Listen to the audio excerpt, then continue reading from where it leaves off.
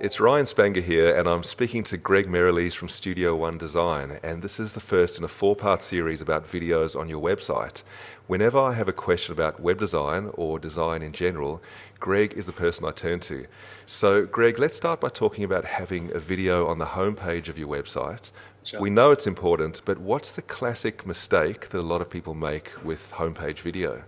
Yeah, look, I think one of the biggest mistakes is that people think that when people land on their site, they put a video background right there above the fold, right? So people land on your site, A, it takes forever to load, but B, it's this moving, distracting image that's competing with your main call to action, your main message. So to me, in that respect, you shouldn't do that. You shouldn't have a background autoplay video on your website. So you're talking about what looks like almost like a full screen video that plays as the website loads up, and then sometimes there might be some text over it, but the video really dominates.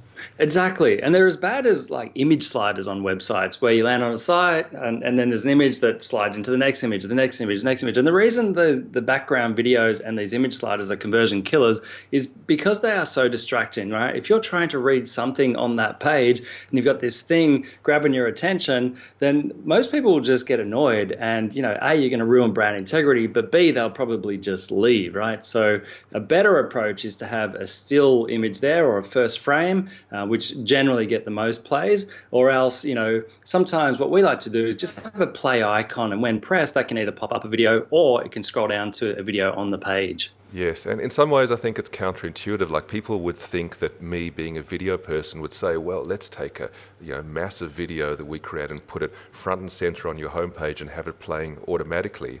Yeah. But from the research that I've done, it can be a little bit confusing and overwhelming for people when they first arrive to a website, rather than being given a very sort of clear direction about what's going to happen first and what will happen next. So when you think about it, it makes a lot more sense when you arrive at a website for it to be clean and neat and simple and well designed, and for people to get an immediate impression of what the next step is to take, because really you want to impress people, but you want them to take an action. Whereas if you open up a website and you get swept up in a video, that's sort of taking you on a whole journey which can take quite a bit of time and provoke different emotions and reactions rather than being simple and clear.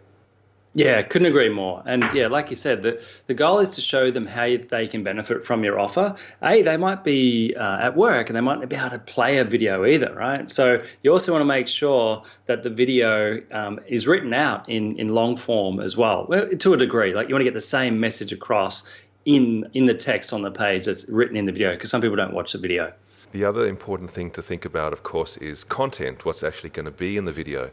And sometimes it's tempting for people to think, well, we'll make one video that will cover everything. It'll be who we are and what we do and what our products are and just an overall impression.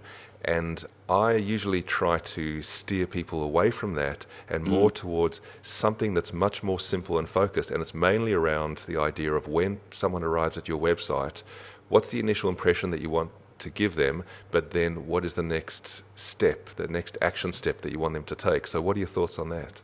I couldn't agree more. And we like to use the framework called spin selling, based on the book by Neil Rackham called Spin Selling. And it's really just an acronym, SPIN, which is S is like the situation. You want to talk directly to the prospect and let them know that you understand their situation. And then P is the problem, so that you want to once again talk to their problem, right? So let them know that you understand their problem. And I is the implication if they don't address the cause of their problem. And N is the need or the payoff, which is really your solution to that problem, right? And so you put that in like a 1 to 2 minute video about one particular topic, and that could be a homepage, could be a sales page, whatever, but one topic talking about how you solve their problems. Just to sum up then, I think the main point that we're making is for you to think strategically about your homepage video. It's not just a case of taking your video and dropping it on the homepage. It's about thinking what's the best way to present it and creating content that is going to drive action. Greg Merrilees from Studio One Design, thanks very much for joining me, and stay tuned for the next videos in our series about videos on websites.